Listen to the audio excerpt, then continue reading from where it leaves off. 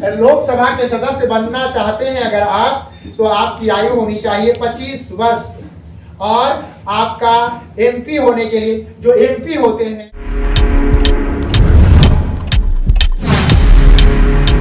Pandyas classes में आपका स्वागत है। आज हम राजनीति विज्ञान में भारतीय राजनीति से संबंधित महत्वपूर्ण विषय की चर्चा करने के लिए जा रहे हैं।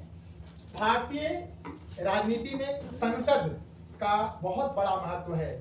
संसद बोलने से हमें दो सदन, लोकसभा और राज्यसभा, लोकसभा और राज्यसभा, संसद एक साथ दोनों को मिलाकर बोलते हैं। संसद के दो सदन हैं, लोकसभा और राज्यसभा। लोकसभा की सदस्य संख्या है 545, जिसमें 543 को जनता चुनती है, अर्थात जनता के द्वारा साधारण रूप से निर्वाचित होते हैं, और 2 एंग्लो इंडियन आंग्ल भारतीय को राष्ट्रपति के द्वारा नॉमिनेट किया जाता है, नामित किया जाता है। और संसद का दूसरा सदन है राज्यसभा। राज्यसभा की सदस्य संख्या है आपका 550 में से 538 माने 538 जो है चुने जाते हैं एमएलसी के द्वारा और एमएलए के द्वारा, और बाकी 12 सदस्यों को भारत के राष्ट्रपति के द्वारा, जो कला के क्षेत्र में, विज्ञान के क्षेत्र में, समाज सेवा के क्षेत्र में जो महत्वपूर्ण व्यक्ति हैं, उनको राष्ट्रपति के द्वारा नामित किया जाता है 12 सदस्यों को। लोकसभा जो है, लोकसभा के सदस्यों में से अपने में से एक स्पीकर को चुनते हैं, जिसको हम अध्यक्ष कहते हैं। आपके दिमाग में ऐसा विचार होगा कि स्पीकर को तो प्रेसिडेंट बोलते हैं, लेकिन लोकसभा का जो अध्यक्ष है उसका स्पीकर क्यों कहते हैं? इसलिए कि 543 जो लोग हैं हल्ला करते हैं, हंगामा करते हैं, तो उनको बैठाने का काम, आप बैठो, आप अपने सीट पर रहो, और उसको टाइम देने का काम यही करते हैं अध्यक्ष। इसलिए लोकसभा के अध्यक्ष को हम लोग स्पीकर कहते हैं। वर्तमान समय में भारत के स्पीकर जो है लोकसभा के हैं ओम बिरला। ओम बिरला जो है भारत, ओम बिरला जो है लोकसभा के अध्यक्ष हैं। जहां तक आपका राज्यसभा का सवाल उठता है, राज्यसभा में जो उपराष्ट्रपति होते हैं वही राज्यसभा के अध्यक्ष होते हैं। वर्तमान समय में राज्यसभा के अध्यक्ष हैं जगदीप धनखड़, अर्थात उपराष्ट्रपति जो हैं जगदीप धनखड़ हैं। राज्यसभा में सदस्यों की संख्या 550, जिसमें 538 का चुनाव होता है, और 12 सदस्यों को राष्ट्रपति के द्वारा नॉमिनेट किया जाता है, नामित किया जाता है, जो साहित्य के क्षेत्र में, कला के क्षेत्र में, समाज सेवा के क्षेत्र में, विज्ञान के क्षेत्र में, साहित्य के क्षेत्र में, या कोई उत्कृष्ट ऐसी सेवा के क्षेत्र में है जिनको की राज्यसभा की सदस्यता प्रदान की जाती है। लोकसभा और राज्यसभा दोनों का कार्यकाल आपका 5 वर्षों का है। लोकसभा के सदस्य बनना चाहते हैं अगर आप, तो आपकी आयु होनी चाहिए 25 वर्ष। और आपका एमपी होने के लिए, जो एमपी होते हैं मेंबर ऑफ पार्लियामेंट, वो जाते हैं लोकसभा में और राज्यसभा में। लेकिन लोकसभा में जनता के द्वारा सीधे चुने हुए प्रतिनिधि होते हैं। उनकी योग्यता क्या है? भारत का नागरिक हो, कम से कम 25 वर्ष उसकी आयु हो, कोई लाभ के पद पर ना हो, वो पागल अथवा दिवालिया ना हो, यही लोग लोकसभा के सदस्य हो सकते हैं। और राज्यसभा के सदस्यों के लिए भी वही बातें लागू होती है। हमारा संसद, भारत का संसद दुनिया का सबसे बड़ा संसद के रूप में जाना जाता है। इसलिए भारत का लोकतंत्र, अगर हम आज की बात करें तो 540 करोड़ जनता की ये संसद है, और 540 करोड़ लोग यहाँ इसमें शामिल हैं।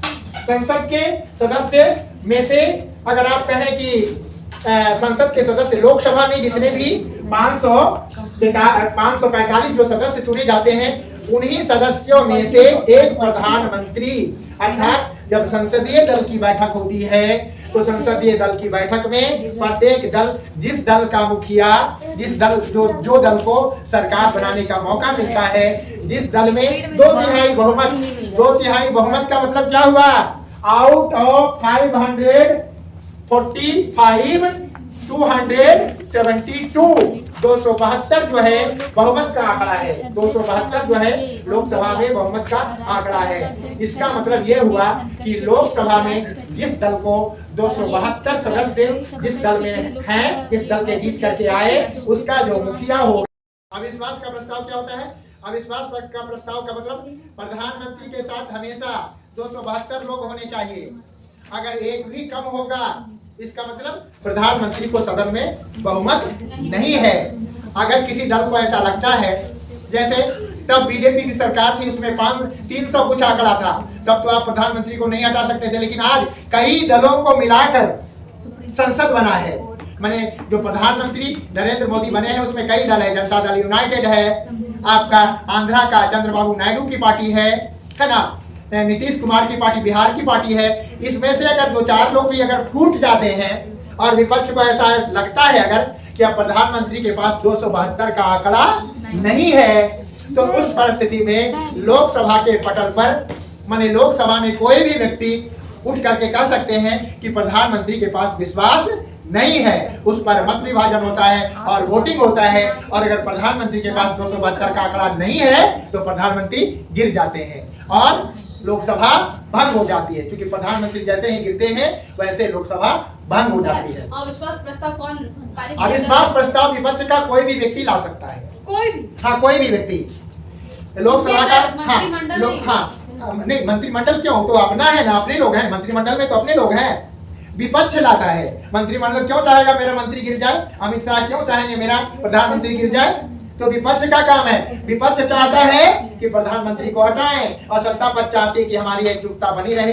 इसलिए विपक्ष के कोई भी व्यक्ति इस प्रस्ताव को रखते हैं अध्यक्ष के सामने, अध्यक्ष उसको एक्सेप्ट करते हैं, फिर सदन की कार्यवाही करती है, उस पर बहस चलता है और फिर लास्ट में वोटिंग होता है। पहले तो होता था पुर्जी देकर के वोट, अब तो कुछ नहीं, अब तो डिजिटल है। अब अध्यक्ष बोलते हैं those who are in favour say I S बोलते हैं, वहां बटन है ग्रीन का, ग्रीन दबाते हैं तो हाँ के पक्ष में कितने लोग हैं। Those who are not in favour say no, तो उसमें रेड बटन दबाते हैं लोग। जो नो के फेवर में है एस वाई माने एस ही हुआ, अर्थात प्रधानमंत्री के पास 272 का आंकड़ा है, और अगर नहीं हुआ तो प्रधानमंत्री के पास 272 का आंकड़ा नहीं है। इसका मतलब प्रधानमंत्री गिर गए, अर्थात प्रधानमंत्री को हटाने के लिए अविश्वास का प्रस्ताव लगाया जाता है। और प्रधानमंत्री के पास जब 272 का आंकड़ा नहीं होगा तो प्रधानमंत्री गिर जाएंगे, फिर दूसरे चुने जाएंगे। यह सवाल रहा लोकसभा का। जहां तक राज्यसभा का सवाल है, राज्यसभा में सदस्यों की संख्या 238 है और 238 कौन चुने जाते हैं? लोकसभा का वैल्यू ज्यादा है, राज्यसभा का वैल्यू कम है। क्यों? क्योंकि लोकसभा के मेंबर को जनता साधारण एकदम सीधे सीधे चुनती है। जैसे हमारे यहाँ के एमपी है ढुल्लो महतो, इसके पहले एमपी थे पीएन सिंह, पशुपतिनाथ सिंह, इसको जनता अपने वोट के द्वारा चुनती है। लेकिन राज्यसभा प्रत्येक राज्यों में कुछ सीट होता है, राज्यसभा के सदस्यों को चुनते हैं एमएलए और एमएलसी, माने एमएलए और एमएलसी मिलकर के राज्यसभा के सदस्यों का चुनाव करते हैं। जो राज्यों में होते हैं एमएलए और एमएलसी, राज्यों के सदस्य मिलकर के चुनते हैं राज्यसभा के सदस्यों को। लोकसभा के सदस्यों का कार्यकाल 5 वर्ष का होता है, लेकिन लोकसभा के सदस्यों का कार्यकाल 6 साल का, राज्यसभा के सदस्यों का कार्यकाल होता है 6 वर्षों का। 6 वर्ष के बाद वे रिटायर होते हैं, फिर से वे राज्यसभा के सदस्य बन सकते हैं। लेकिन 5 साल के बाद इनको चुनाव के मैदान में आ जाना है। माने लोकसभा 5 साल के बाद भंग होना ही होना है। सरकार को ऐसा लगता है, पहले भी चुनाव होता है लोकसभा का चुनाव पहले भी हो जाता है, लेकिन 5 साल अंतिम कार्यकाल कितना है? 5 वर्षों का। और लोकसभा का कार्यकाल नहीं होता है, बल्कि उसके सदस्य रिटायर करते हैं कितने? 6 वर्षों पर। एक बार आप राज्यसभा, दोनों को सांसद कहते हैं, लोकसभा के सदस्य को भी कहते हैं और राज्यसभा के सदस्य को भी कहते हैं सांसद, क्योंकि दोनों को मिलकर हम बोलते हैं संसद। संसद में कौन कौन आ गया? लोकसभा, राज्यसभा, राष्ट्रपति। आप सवाल करें कि राष्ट्रपति यहाँ पर कौन? इसलिए कोई भी कानून, कोई भी विधेयक माने कानून हुआ, कोई भी बिल जब पास होता है, बिल 2 प्रकार का होता है, विधेयक 2 प्रकार का होता है, एक साधारण बिल और दूसरा मनी बिल, जिसको बोलते हैं धन विधेयक।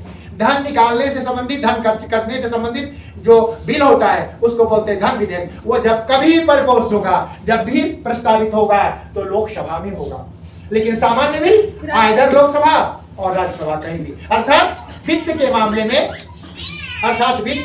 में लोकसभा क्या है? वित्त के मामले में लोकसभा सर्वोपरि है, सबसे उच्च है, और राज्यसभा का थोड़ा पावर कम है। राज्यसभा स्पीकर की बात की तो जो भारत के उपराष्ट्रपति होंगे वही राज्यसभा के स्पीकर होंगे, वही राज्यसभा के अध्यक्ष होंगे। माने उनको 2 पद का निर्वहन करना पड़ता है, एक तो उपराष्ट्रपति का और दूसरा राज्यसभा का।